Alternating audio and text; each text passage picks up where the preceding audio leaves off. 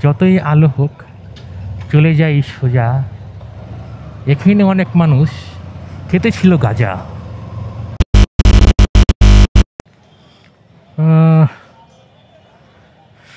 Hello guys, welcome to my new blog. আমি আজকে কারম বাজার আসছি টুকটাক বাজার টাজার করার জন্য। বেসিক্যালি আমার বাসায় ডাল টাল দরকার ছিল, যেহেতু আমাদের দোকান আছে, সো নিজেদের দোকান থেকে কেনা বেটার। কারণ যেটাই আমি কিনবো প্রোডাক্টটা অথেন্টিক পাবো নিজের দোকান থেকে কিনলে, সেটা মাপে হোক অথবা প্রোডাক্ট হোক। এখন দ্য থিং ইজ, আমি বেরিয়েছি রিলস বানাবো দেখে।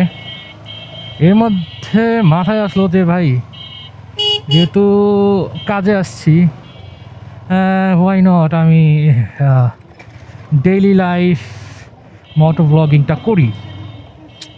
আমি জানি আমার কথার স্পিড একেবারে নাই, আমার টপিক ওরকম নাই। আমি যখন একটা কন্টেন্ট বানাবো তো ওরকম টপিক আমি খুঁজে পাই না, ঠিক আছে। যেহেতু আমি অনেক দিন ধরে এই জিনিসগুলো করি না, অলমোস্ট 3-4 বছর হয়ে গেছে আমি এটা করি না। আমি 2019-এর দিকে করতাম, ফার্স্টের দিকে, তখন মোবাইল দিয়ে করতাম।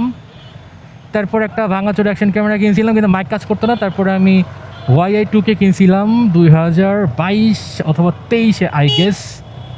তখন একটু আবার ট্রাই করছিলাম। তো আমার এরকম অনেক বাধা বিপত্তি আসছে এই মোটো ব্লগিং বা আমার ইউটিউব চ্যানেলের পিছনে কাজ করতে যেয়ে।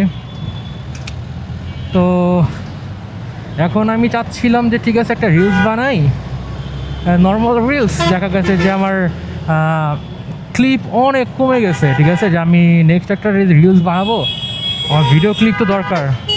তো এটার দেখি যে আমার অনেক ক্লিপস আর কি কমে গেছে, আমার অত ক্লিপস নাই যে আমি নতুন কোনো ভিডিও যে ক্রিয়েট করব। তাই ভাবলাম ঠিক আছে ফাইন, আমি যাই একটা নর্মাল একটা সিঙ্গেল লেন্সে একটা ভিডিও করি, পিওভি শট। তো পিওভি শটের আমি ছোট ছোট কিছু একটা হয়তো বা রাস্তার মধ্যে পাবো, অথবা ট্রাই করব কিছু একটা করার।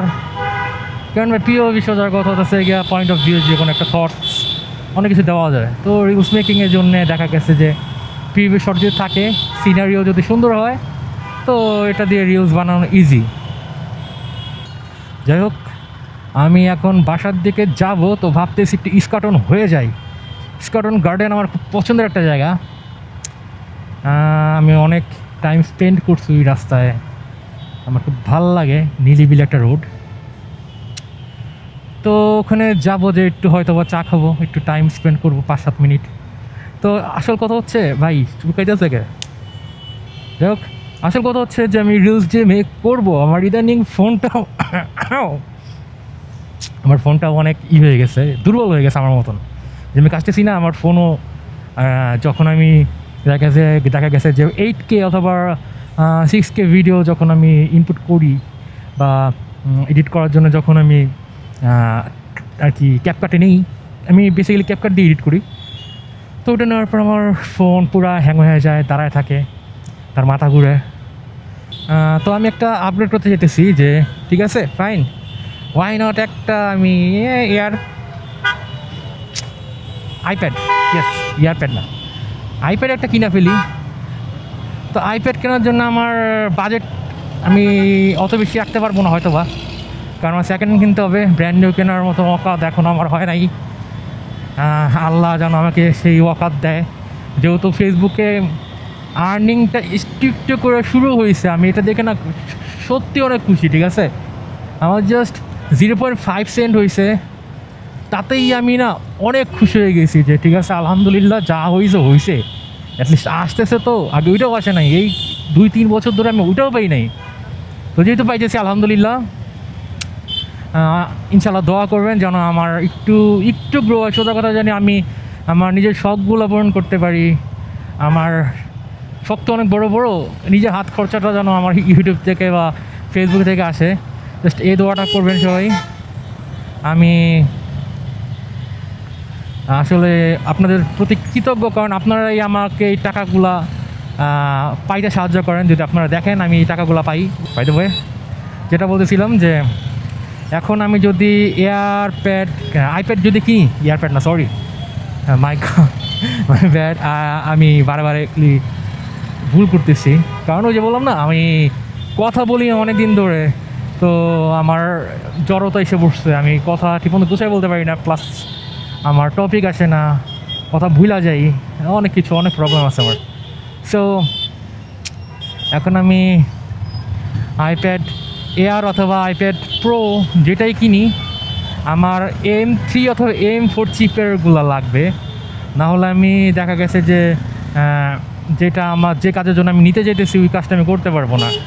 সো আপনারা একটু প্লিজ আমাকে একটু হেল্প করেন যে কমের মধ্যে কোনটা নিলে বেটার হবে, বা আমি কমের মধ্যে কোনটা পাবো, M4 অথবা M3 চিপের কোন কোন ডিভাইসগুলো আছে। এখন অনেকে বলতে পারেন যে ভাই চ্যাট জিপিটি জিগান, ভাই সোজা কথাকে চ্যাট জিপিটি জিগাইছি আমি, কিন্তু ওই না আমার ঠিক মতন কিছুই করতে পারতেছে না।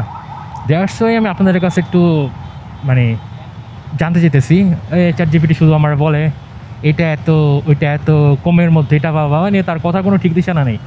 আর যেটা আমাকে মডেল দেখায় ওগুলো খুঁজতে গেলে দেখা গেছে 1,30,40,000 টাকা, এত টাকা তোমার কাছে নাই। আবার চ্যাট জিপিটি এটা বলে এটা নাকি চিপ, তাহলে ভাই ওর আমার আর্থিক কন্ডিশন চ্যাট জিপিটি বুঝেই নাই, ঠিক আছে? তো যেহেতু ওর একটা মেশিন আমার অবস্থা বুঝবেন, এটাই স্বাভাবিক। তো আপনারা তো বুঝবেন যেহেতু আপনারা ভাই ব্রাদার। সো আশা করি আমাকে সাজেশন দিবেন আমি কোনটা নিতে পারবো। আমার বাজেট হয়তো বা সব মিলায়া 50 থেকে 60, ম্যাক্সিমাম 60 যাবে। তো আমি খুবই থ্যাঙ্কফুল থাকবো আপনাদের কাছে যদি আপনারা আমাকে সাহায্য করেন এটা খোঁজার জন্যে। আর আমার ব্লগটা ওরকম বড় কিছুই নাই, আমি জাস্ট র্যান্ডম একটু বেরিয়েছে কথাবার্তা বলতে, আর ভাবলাম কথাবার্তা বলতে একটা রিলসের জন্য একটা ক্লিপ কোথায় নিব। ভাই যে জ্যাম, আমি রিলসের জন্য ক্লিপ কেমনে ম্যানেজ করব?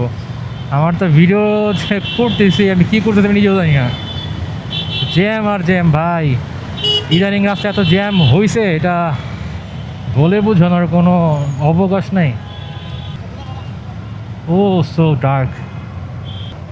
তো এখন বোঝা যাবে আমার ক্যামেরা লো লাইটে কেমন পারফর্ম করে, কারণ রাস্তাটা অনেক অন্ধকার, কোনো ল্যাম্পপোস্ট নাই, ঠিক আছে? জাস্ট হচ্ছে আমার বাইকের যে হ্যালোজেন লাইটটা আছে ওই লাইট, প্লাস আশেপাশের ঘরের আলো, ভিতরের আলো, বাইরের আলো নাই, ওই দোকানের টুকটাক আলোগুলা।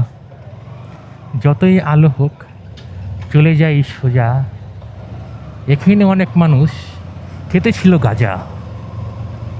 আমি তো ভাই দারুণ কবিতা বানাই ফেলছি। যার কথা মন ভেবে যায়, যার ছবি মনে কে যায়, এই তো গান গাইতে গাইতে না এটা মনে পড়ছে। এবার আমি নতুন একটা ব্লগ আপলোড দিয়েছিলাম, ঠিক আছে? ফেসবুকে ওইটা কপিরাইট ক্লেম করে নাই, বাট ইউটিউব এটা কপিরাইট করে ফেলছে। সো আমার ভিডিওটা ডিলিট করতে হয়েছে, সরি ফয়সাল ভাই, আপনার ভিডিওটা ডিলিট করতে হয়েছে আমার বাধ্য হইয়া। এই বেড়াও, চলে যাও। তো কপিরাইটের জন্য আমার এখন মন চাইতেছে কি বলবো ভাই, মাঝখানে একটা গান থাকলে তো ভিডিওর মধ্যে ব্লগে ভালোই লাগে, নিজেই গান গাই।